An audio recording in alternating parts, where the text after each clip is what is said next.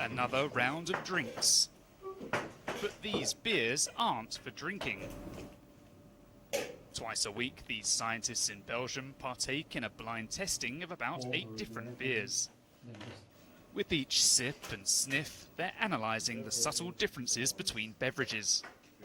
It's a pretty technical tasting. The idea is not to get drunk, to really figure out which chemicals are in there, how the taste is, and really compare it. And it's actually quite difficult to do a scientific, almost mathematical tasting.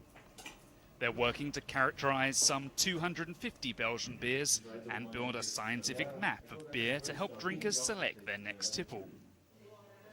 But a drinkers database isn't the only focus for these self-proclaimed beer geeks. They're also using genetics to make better beer.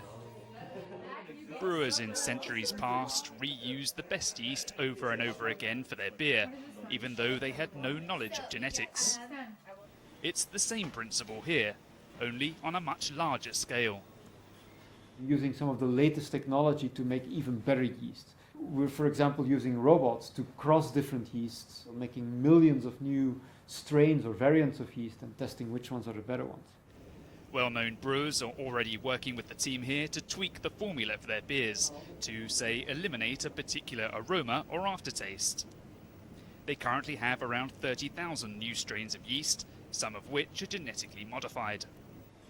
While GM beer isn't a popular idea, these particular yeast strains could have other benefits.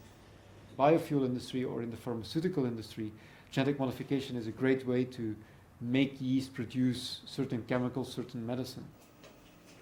There's plenty more work and beer to keep the researchers busy.